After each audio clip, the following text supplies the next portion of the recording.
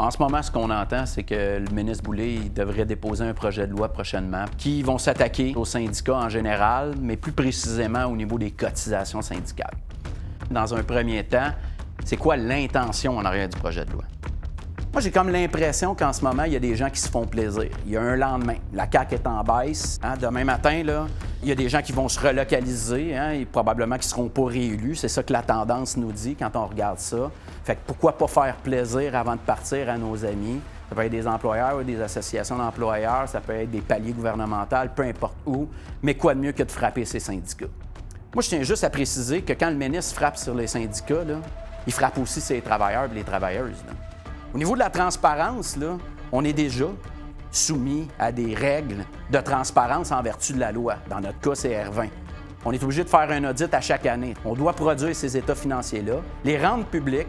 Si un membre veut avoir les états financiers, on est obligé de le fournir et l'ensemble des dépenses sont là.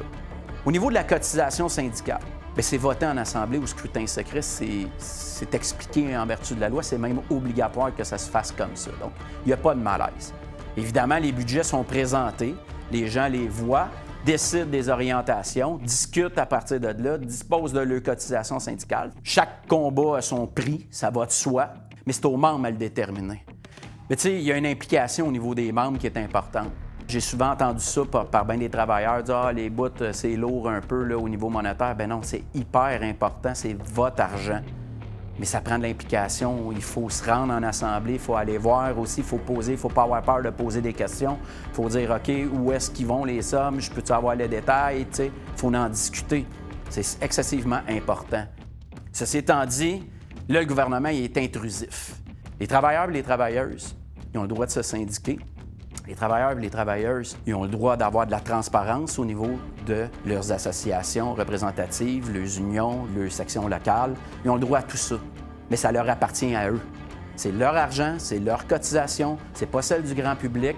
Il existe des mécanismes en vertu de la loi si on fait mal notre job. Fait que là, lâchez-nous un petit peu. C'est drôle, hein? Parce que moi, j'entends en ce moment bien du monde dans la population nous dire « Hey, nous autres, on aurait-tu eu le droit de choisir si on paye ou pas de l'impôt sur les directions que vous prenez un coup élu? » Nordvolt, SAC-Clic, peu importe, parlons-en. Parce qu'on l'entend souvent en question, mais c'est drôle, au nom de la transparence, il n'y a personne qui répond à CAQ en ce moment.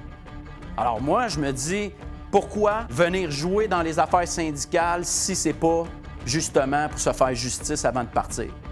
Bref, le projet de loi n'est pas sorti encore. Quand le projet de loi va sortir, nous, on va le regarder, on va prendre le temps de l'analyser. Mais aujourd'hui, pour vrai, je me questionne vraiment sur l'intention.